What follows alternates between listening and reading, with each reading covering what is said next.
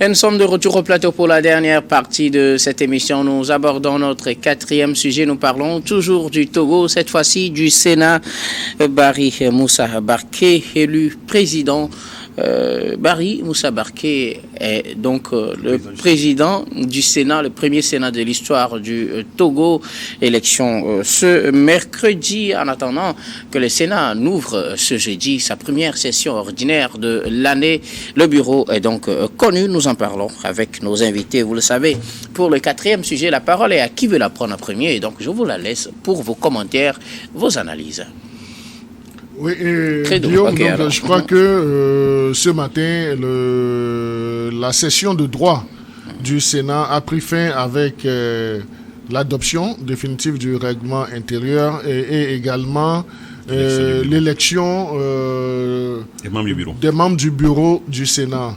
Et à travers cette élection de 9 membres, au moins il y a trois femmes qui sont élues au poste dans le bureau. Donc il y a Madame Vicencia Meyer de Baniba, qui est la présidente du parti Bâtir, qui a un poste de questeur, le deuxième questeur.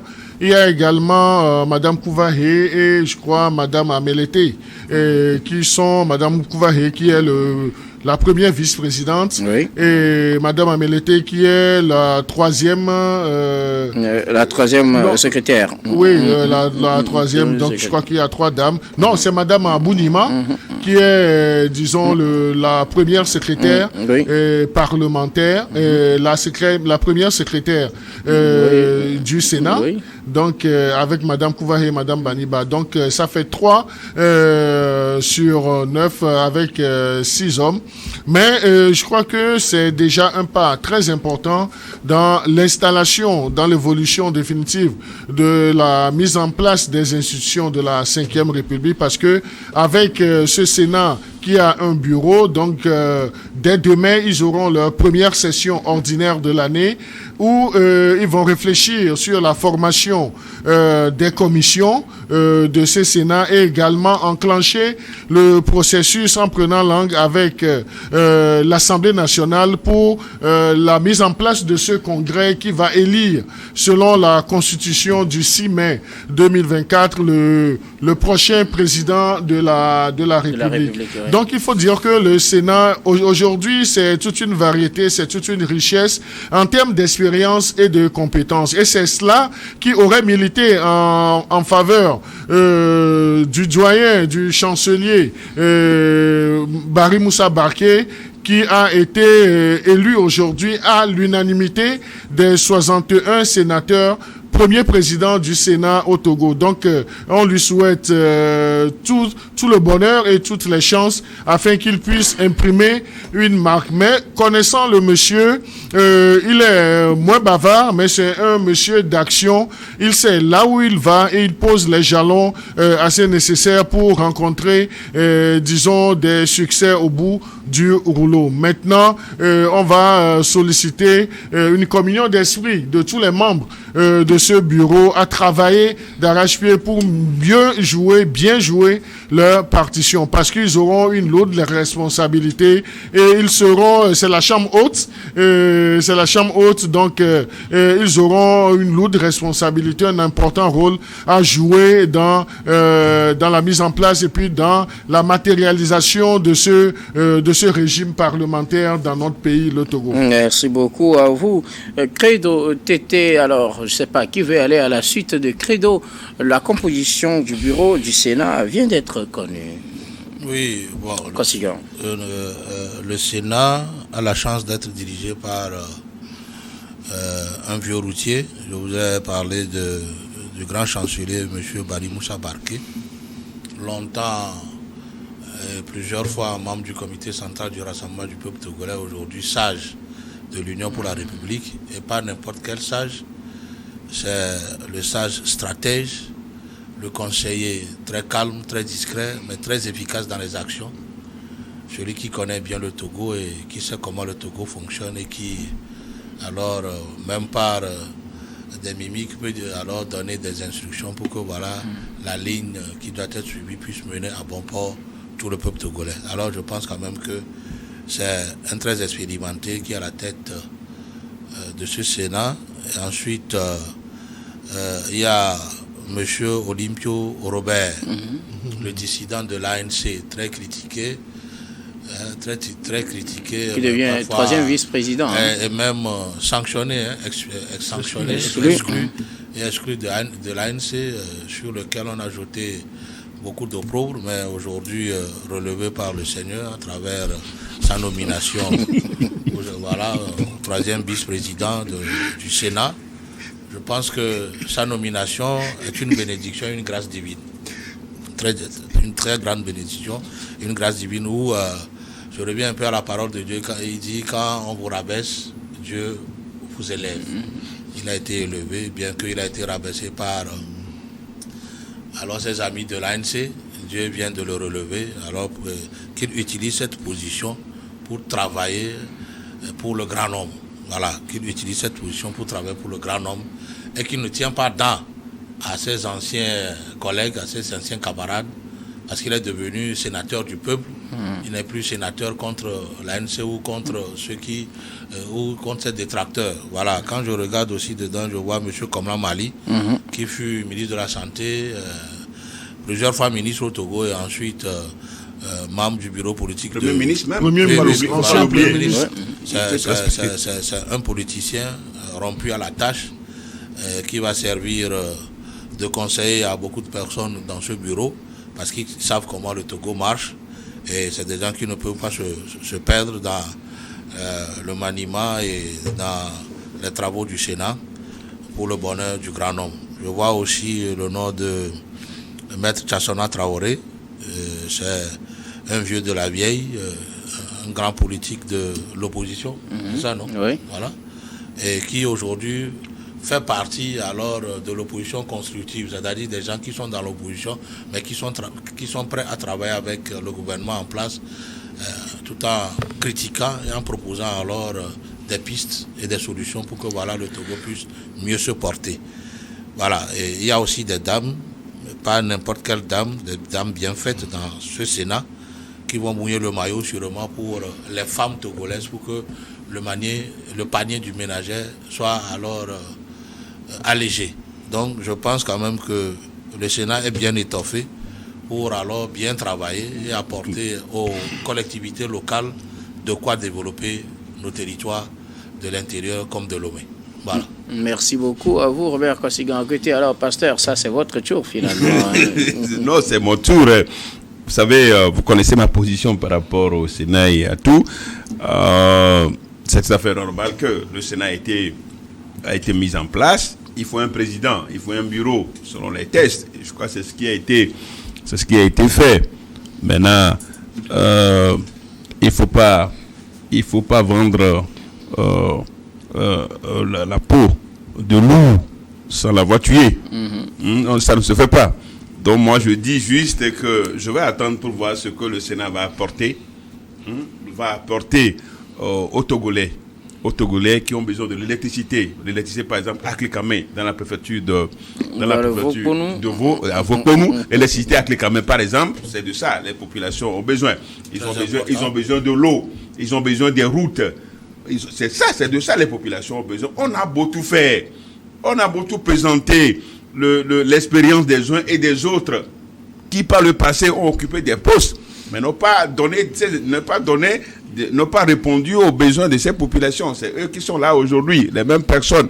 Est-ce qu'aujourd'hui, ils ont les coups de...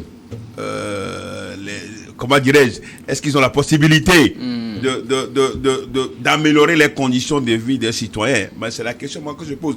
Moi, tout ce qui m'intéresse dans tout ça, c'est que les Togolais arrivent à répondre à leurs besoins. La vie chère, la cherté de la vie, les gens qui travaillent dans la zone franche, dans des conditions humiliantes, tout ça là. Moi, c'est de ça. Quand on parle de la politique, je veux voir l'amélioration dans tous ces domaines.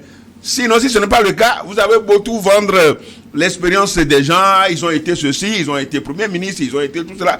Moi, ça ne me dit absolument rien. C'est à l'œuvre qu'on connaît l'artisan, dit-on souvent. Donc moi, c'est ce que j'attends.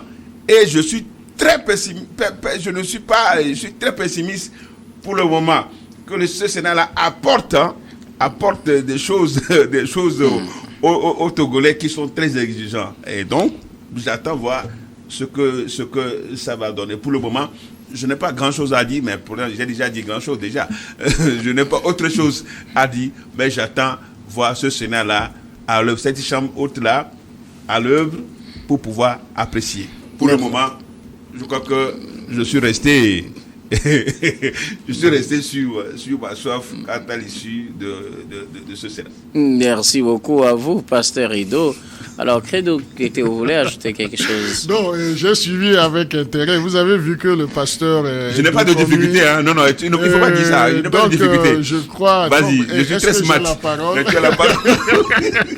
C'est pour te couper. Non, c'est tout un plaisir de le suivre dans ses développements. Je crois qu'il s'y prend assez bien. Il a exprimé un certain pessimisme. Je crois que rapidement, ce pessimisme fera place à l'optimisme.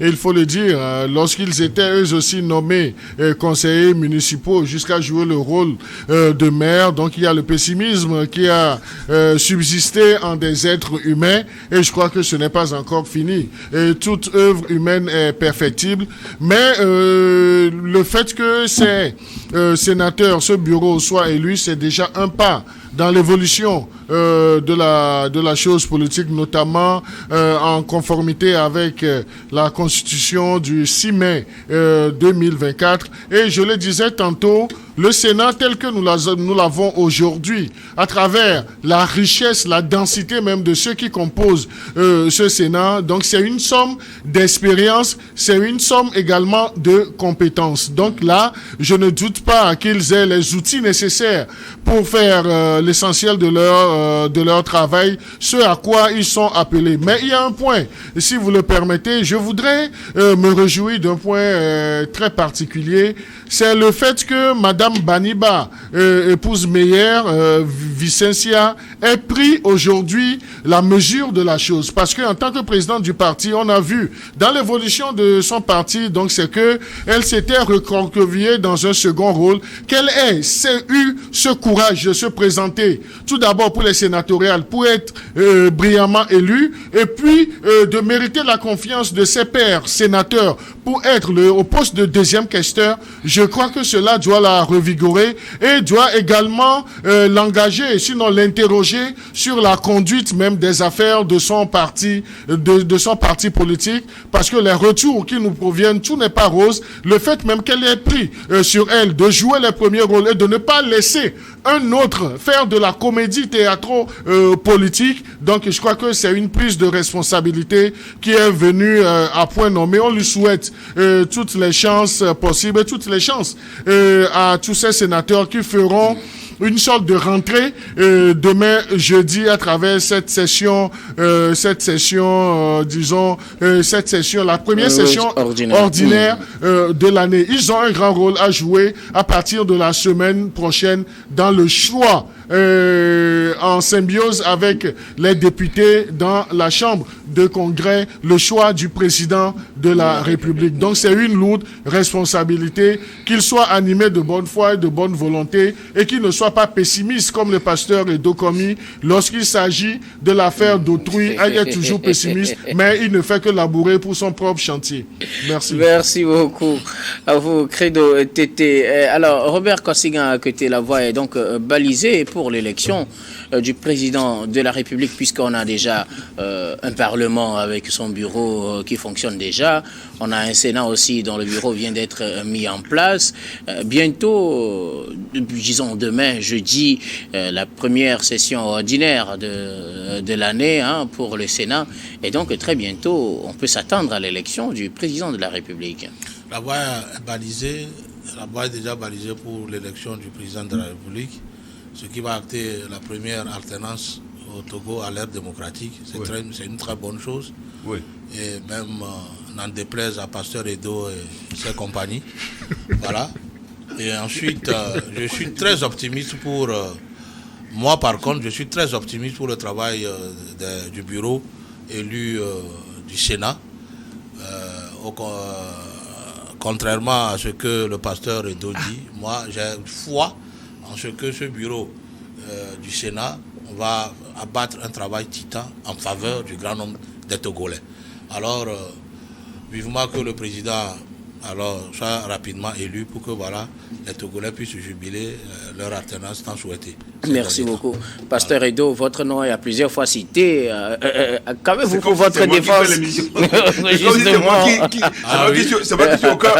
qui suis au cœur de ce sujet. Tout à fait. Voulez-vous bien vous prononcer? Mais écoutez, je crois qu'ils sont dans leur rôle. Chacun d'entre eux est dans leur rôle. Le rôle de défendre, c'est tout à fait normal. Mais moi, en tant que responsable de la société civile, un mouvement qu'on connaît, on sait, chacun connaît notre position. Et notre position, elle est toujours restée telle. Je ne peux pas venir dire autre chose sur ce plateau il y a quelques mois et aujourd'hui dire autre chose. C'est la constance dans mes idées et je crois que Credo et à côté le savent très bien. Parce que il faut aller à cette leçon des populations, c'est-à-dire de l'impression que les populations ont par rapport à ce qui se fait. C'est vrai que le Sénat, il faut l'avoir comme les thèses constitutionnelles. Les thèses constitutionnelles l'ont dit. Mais on n'est pas aussi obligé de pouvoir... c'est comme si de le dire aux citoyens que il faut que tous les citoyens donnent leur avis favorable à ce qui se fait. Je crois qu'on ne serait plus dans une démocratie. Et donc, du coup, moi, je l'ai déjà exprimé. On attend ce que le Sénat va apporter. Tous ces gens dont on parle aujourd'hui, qui ont déjà occupé des postes de responsabilité dans ce pays à certains niveaux, est-ce que leurs compétences ont apporté, qu'est-ce que leurs compétences en question aujourd'hui ont apporté à ce pays et vu l'état dans lequel nous nous retrouvons aujourd'hui. Donc moi je dis, je reste égal à moi-même, c'est une question de constance, ils ont le droit ils ont le droit de participer à l'émission et de l'animer comme cela se doit. Moi aussi j'ai le mien. Donc ce que je peux dire, peut-être souhaiter, comme c'est ce que Pedro et les autres veulent, je leur souhaiter quand même la bonne chance de pouvoir travailler dans le Sénat et de faire quelque chose pour le pays et leur nom puisse rentrer dans l'histoire. C'est ce qu'on attend. Mais je dis que pour le moment, la plupart des Togolais disent que le Sénat est budgétivore parce que le budget togolais va encore un autre coup. Va prendre un coup. Et ça, ce sont les contribuables togolais qui vont encore en pâtir. Et je crois que c'est de ça qu'il faut en tenir compte. Merci beaucoup à vous, pasteur Credo. Vous voulez ajouter quelque chose? Oui, donc je voudrais juste dire, lorsque je me plais sur un plateau avec le pasteur Dokomi, parce qu'il a en griffe un incroyable talent. Et lorsqu'il est à l'antenne, il dit des choses, mais lorsque vous échangez en aparté avec lui, il dit des choses plus importantes.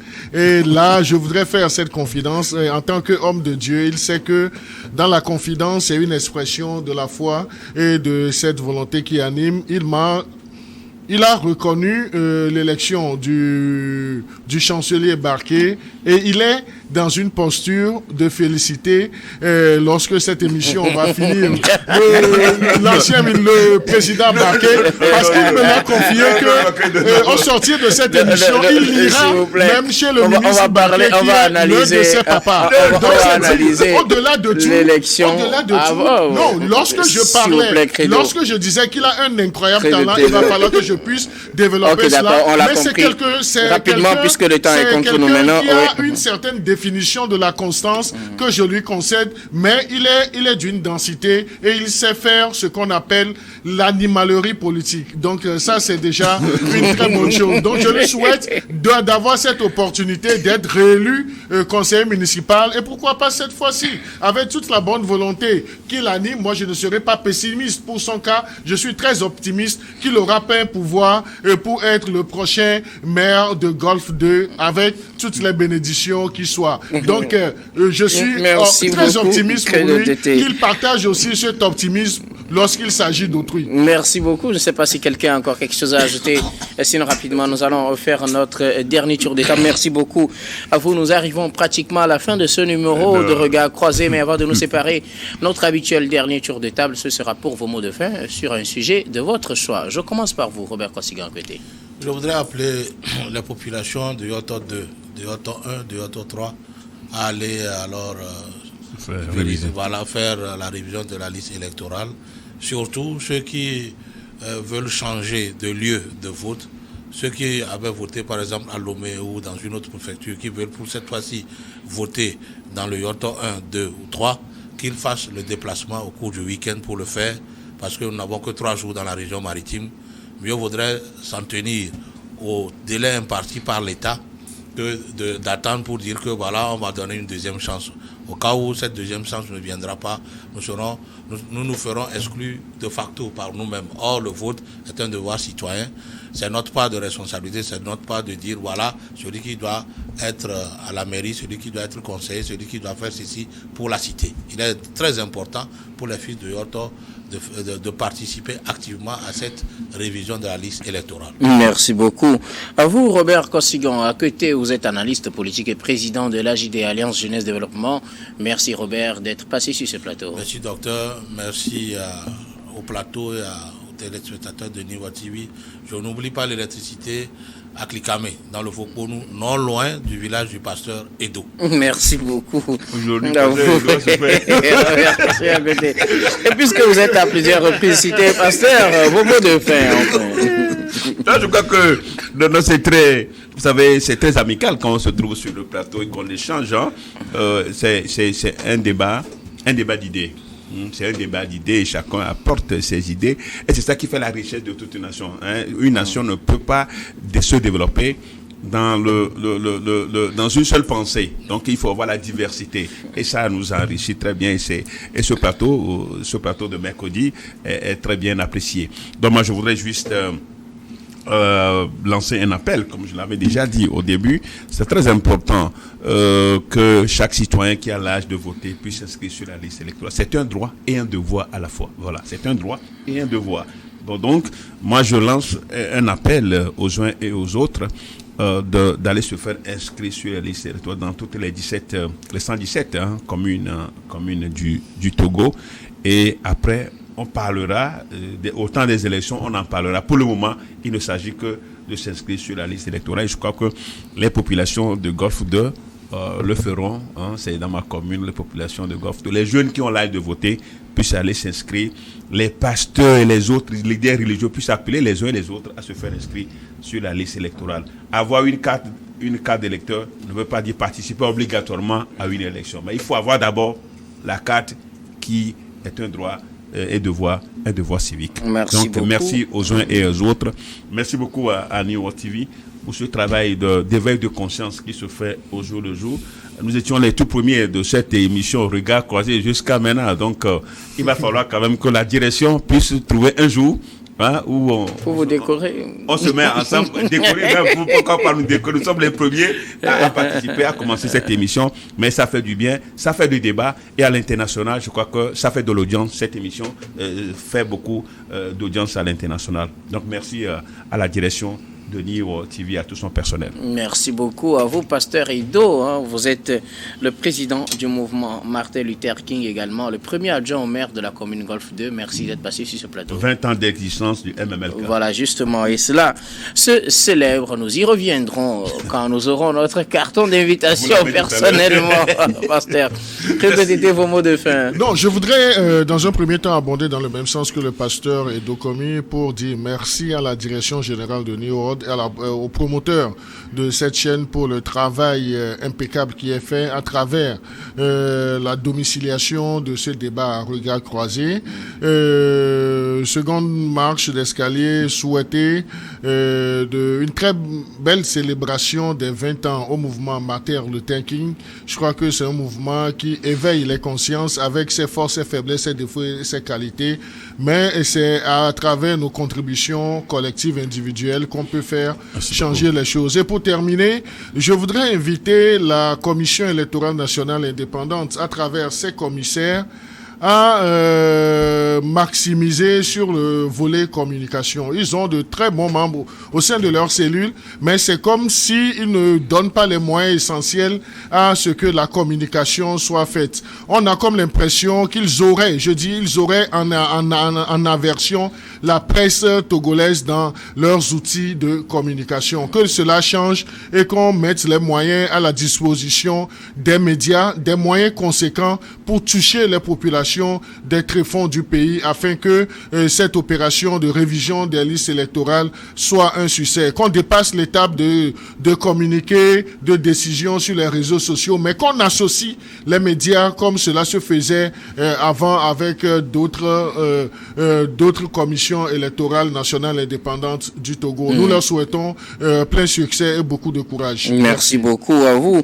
Credo Tété, vous êtes journaliste, analyste politique. Merci d'être passé sur ce plateau. Merci à vous.